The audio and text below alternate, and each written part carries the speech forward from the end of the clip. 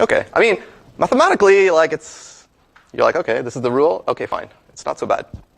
Okay, so what does it look like? I mean, if I stare at a coin that's in this superposition state, which the laws of physics tell us is possible, like, I mean, what's that about? Well, here's the thing. I guess, like, a coin lying on a table has never in the history of the universe actually been in such a superposition state. It turns out that for reasons that are, like, somewhat, but maybe not fully understood, it's extremely hard for, like, macroscopic objects to be in, like, superposition states other than just, like, the basic states, like 0 and 1. Somehow, like, if you have, like, trillions and trillions of, like, objects together, it's hard for them to, like, stay in these kind of, like, amazing superposition states, and they tend to, like, quickly be in, or overwhelmingly likely to just be in, like, the good old basic states. So that's why, like, you've only ever seen a coin, like, face up or face down. It's a little bit similar to, like, I think in theory, right, like, if I touch this table, there's, like, 1 in a quadrillion, zillion, zillion% chance that, like, all the atoms just, like, miss each other and my hand goes right through the table. Like, I think theoretically this is possible according to the laws of physics, but, like, practically speaking, that never happens, right? And it's because, like, you have this macroscopic object with trillions and trillions of particles in it. Right. So then we might say that, so, like, okay, so what objects can exhibit these phenomena? And, you know, it tends to be, like, objects that consist of, like, one particle. You know, it's not so crazy these days, or impossible these days, to coerce, like, one, like, microscopic particle of some kind of quantum type to, you know, exhibit these, like, superposition states. So let me talk about that a little bit and give you some actual examples.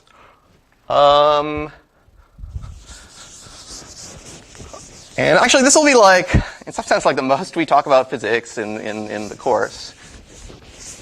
I want to give you some examples of, like, actual physical objects that, you know, do manifest this phenomenon, and it's not unusual to find them in, like, a superposition state. Okay, so let me write that. What objects do or can practically exhibit this phenomenon? I don't know, superpositions. And I'll give you a couple examples. So one is a photon. Okay, a photon, you know, is a particle of light. Okay, and just like on this, like, little table I erased, like, this is the object, but, like, it also has, like, a property. In fact, there are several properties of photons, but, like, one property is the property called linear polarization.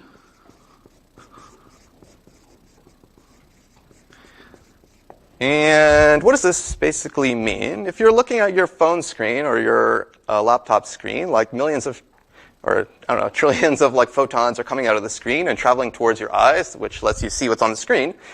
And if they're, okay, so this is how linear polarization is explained at, like, a cartoon level. Like, if the photon is, like, traveling at your eye, then it can be, like, wiggling, like, in a horizontal fashion as it's coming towards your eye. That's called, like, horizontal polarization.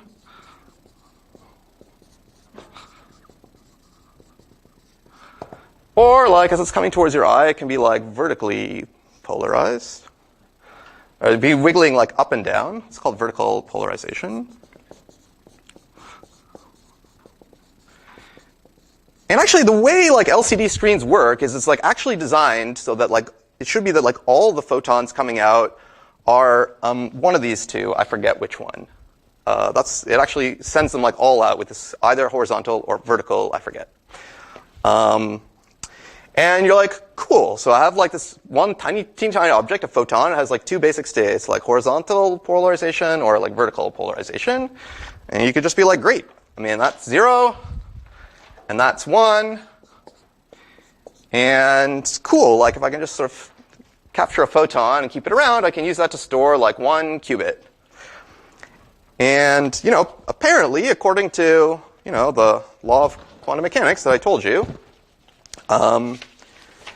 it's also possible for it to be in a superposition state like this. So let me just modify this. A photon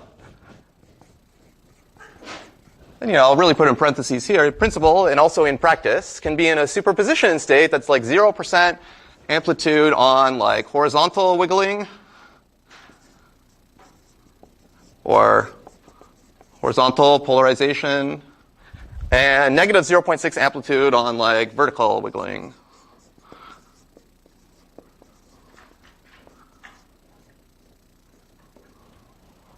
So it's possible for it to be in that state.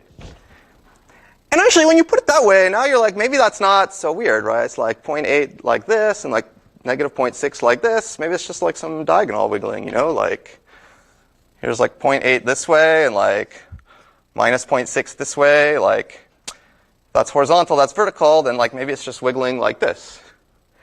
And I guess kind of, yeah. I mean, I guess this like, wiggling this way or that way is like a bit like a cartoon story they tell you to try to understand what polarization is, but I think it is more or less like this. And then you're like, oh, now I'm not like shocked or anything that you can have superpositions of horizontal and vertical. Okay, that's one example. And I'll give like another example. Involving another subatomic particle you probably heard of. It's the electron.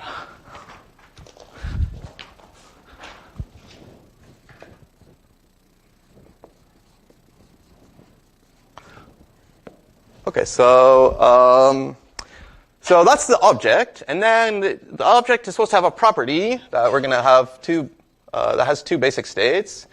And the property I want to talk about for this electron is called spin. And before I say, like, what is spin? In the same way I was like, oh, it's wiggling, Let me just say a few more things. So there's two basic states here. An electron can be like either, so-called spin down or spin up. And then, once you know this fact, you're like, great, like this could also be a qubit. I just decide to call spin down, 0, and I decide to call spin up 1. Great, that's my qubit. And therefore, it can also be in like a superposition state.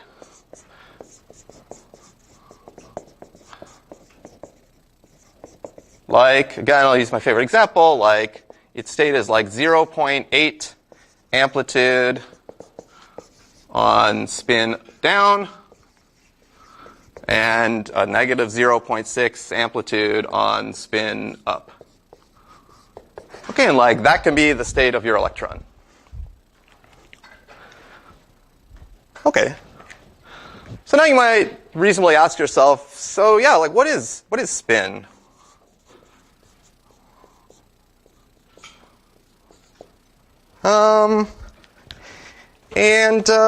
Okay, I guess like sometimes in physics, they're like, okay, we got to think of an analogy for spin.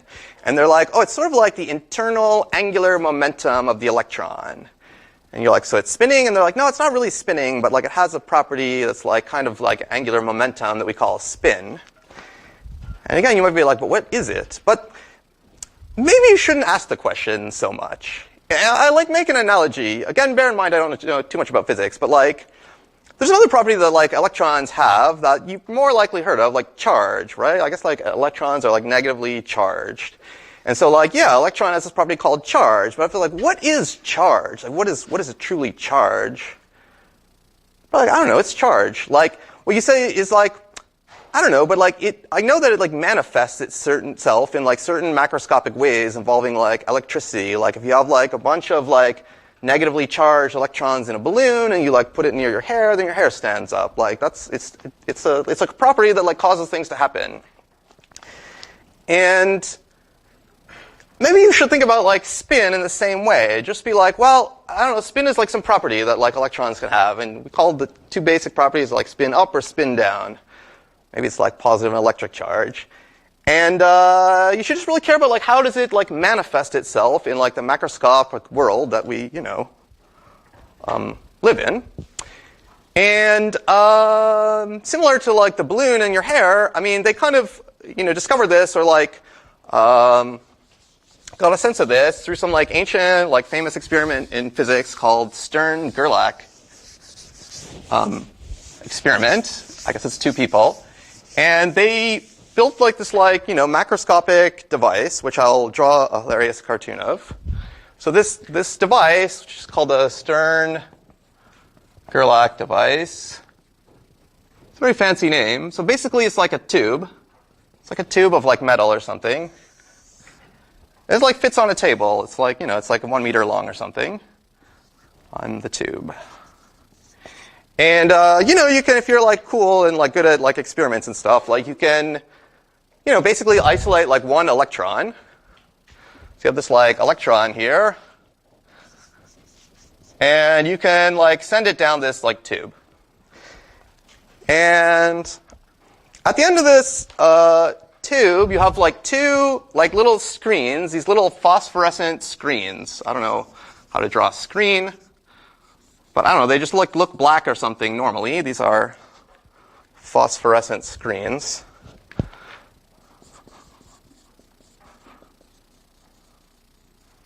Okay, and maybe they're like 2 millimeters apart. So like, I don't know, like this is like 1 millimeter up and like this is 1 millimeter down. Okay, you can really have this like on a table. And then there's one more like ingredient, which is like you make an electromagnetic field be around the tube. I don't know how you do that, but like there's some kind of like, I don't know what this is, but like this is an electromagnetic field.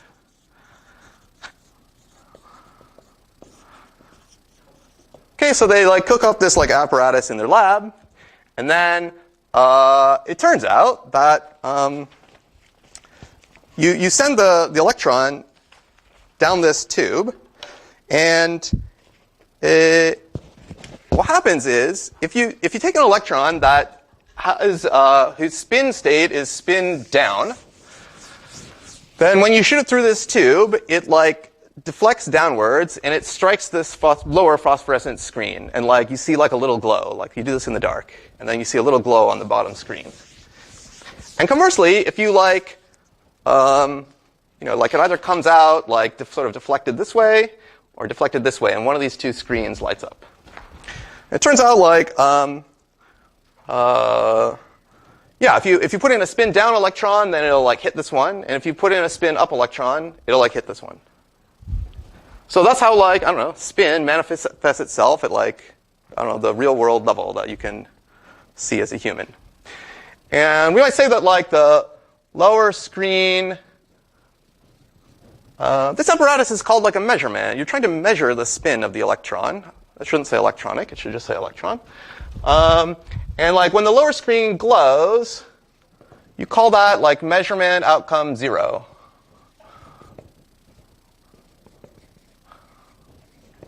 I'll put like 0 here, and 1 here. And when the upper screen glows, you call that measurement outcome 1.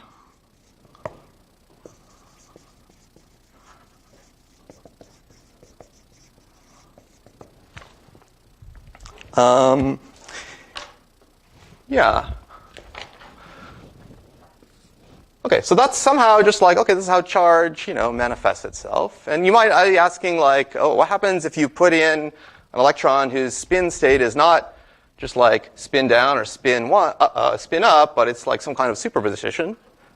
I'll come back to that in a minute.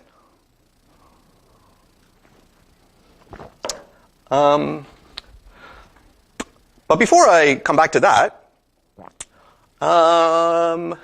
you could ask the same question about photons in linear polarization. But linear polarization is like a little bit easier to like mentally imagine, and we can imagine like wiggling, and that's why I kind of like it. But still, like it's not like you just like look at a photon and like tell what its polarization is, or like ask it. Like, in order for this to make sense, it has to like somehow also be manifesting itself in the physical world, and like more precisely, you can ask like what kind of physical macroscopic device measures the polarization of photons. And actually, there are several, but like maybe the most well-known one is sunglasses with polarizing lenses. Or if you're into like photography, you can buy these like polarizing lenses for your cameras that like help you take a picture of a fish inside a lake. This like reduces some of the glow somehow. So I'm trying to answer here like what macroscopic device can measure polarization.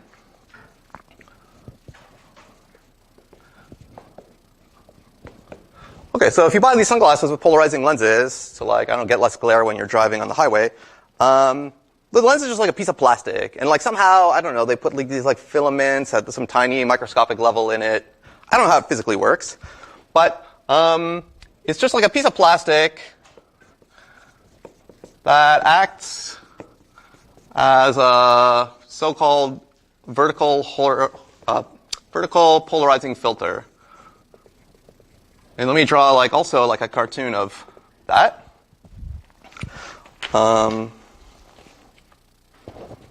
Okay, so you got your sunglasses here. I should make it bigger. Oh well. Okay, let's just like think of like one of these lenses.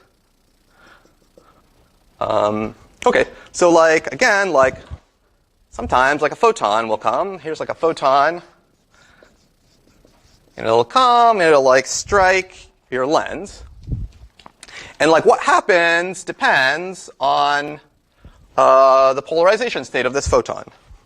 So if this polarization state is like horizontally wiggling, like I don't know, somehow it's like this, it's like horizontally wiggling, or has horizontal polarization, so that's what we call 0, then what happens when it strikes the lens is it just gets blocked. It doesn't come through to your eye. I guess like somehow it like maybe slightly heats up the lens or something, but it gets blocked.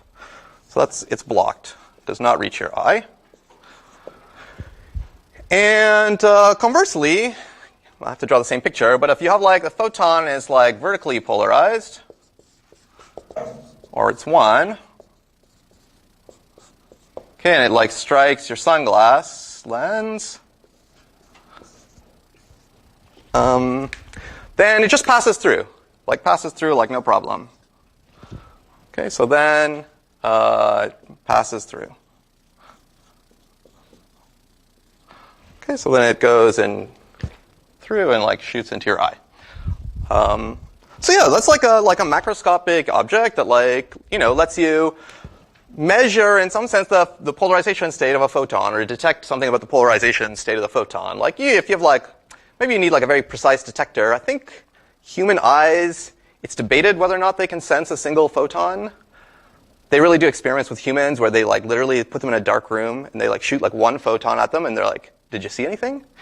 And like humans are like, maybe? So they're not exactly sure. Like definitely like 10 photons your eye can detect. And they also proved that like a frog eye can definitely detect like 1 photon.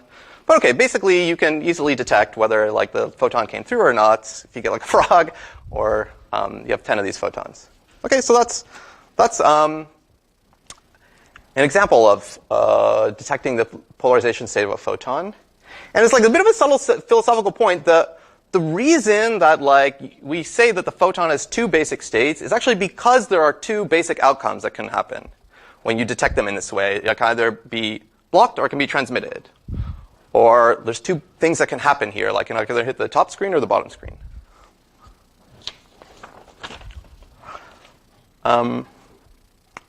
Okay. Right. Any questions right now? All right, so there is still an obvious question to answer. I erased the law of quantum mechanics that was here. But it did say that, like, well, not only can a photon be horizontally wiggling, it can be horizontally polarized or vertically polarized. It can also be like any superposition of this. It can have like x amplitude of horizontal wiggling and y amplitude of vertical wiggling. And as long as x squared plus y squared equals 1. And so then you could take a photon like that, if you could figure out how to get the photon like that, and then you could shoot it at your polarizing sunglass lens, and what happens? Good question. And the thing is, like, it's not like the photon can like either like pass through or like can like sort of pass through. Like it either passes through or it's blocked. That's the only 2 possibilities. Like you either see it or you don't. And similarly, like when you put a superposition, an electron with superposition spin state into this tube, like there's only two things that can happen. Either it hits this one or it hits that one. Like it doesn't like half hit them or anything, or like slightly hit them. It's just one or the other. So even though there's like all these like, continuously infinitely many possibilities for the superposition state, when you measure it, there's only two possibilities for what you see. These, measurement outcome 0 or measurement outcome 1. And what happens is, like the second law of quantum mechanics that I have to tell you. So this second law of quantum mechanics explains, what happens when you put a particle in a superposition state into a measuring device. And a spoiler alert, what happens is random. It's like literally something that is probabilistic that occurs in our universe. So this is law of quantum measurement. And actually another thing is like, it's basically, if I gave you like 1 minute to like guess like what is the rule for like what happens probabilistically, there's only one thing that you would guess, and like that is the correct thing. So you can guess it as I'm writing. Given a measurement device for the basic states 0 and 1, okay, like here you would call like getting blocked measurement outcome 0 and getting transmitted measurement outcome 1. Suppose you measure a qubit in the state, and let me just say, like, henceforth, side note, I'm going to stop saying the phrase superposition state and just say state. State, means one of these things that's like x amplitude on 0 and y amplitude on 1.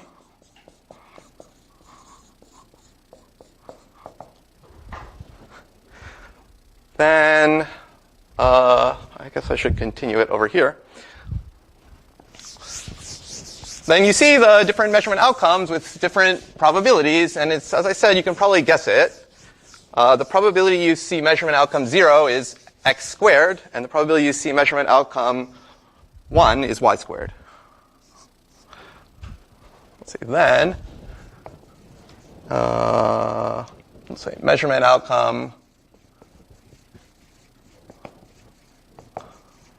is 0 with probability x squared, and it's 1 with probability y squared.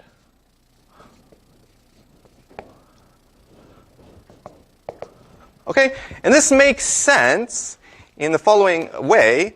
I mean, the one thing that we know about these superposition states is that these x and y's are numbers whose squares add up to 1. That's always true. And that means this statement makes sense because x squared is not a negative number. If it's negative, you square it, it becomes positive or non-negative. So this is like a non-negative number. This is a non-negative number, and they add up to 1. So this is like a sensible statement. I'll do the example in 1 second.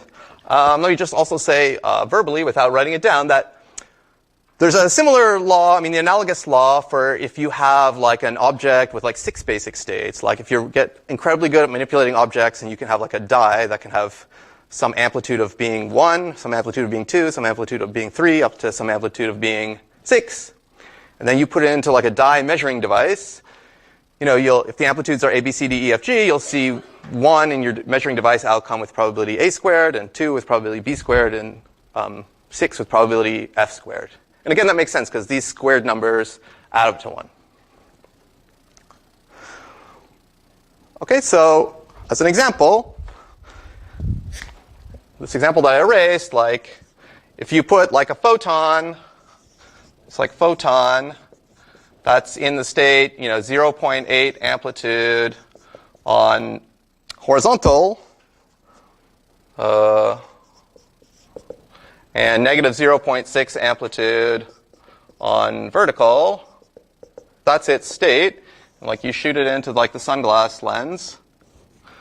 Then then what happens is it's blocked with probability 0.8 squared, which is 64%, and it's transmitted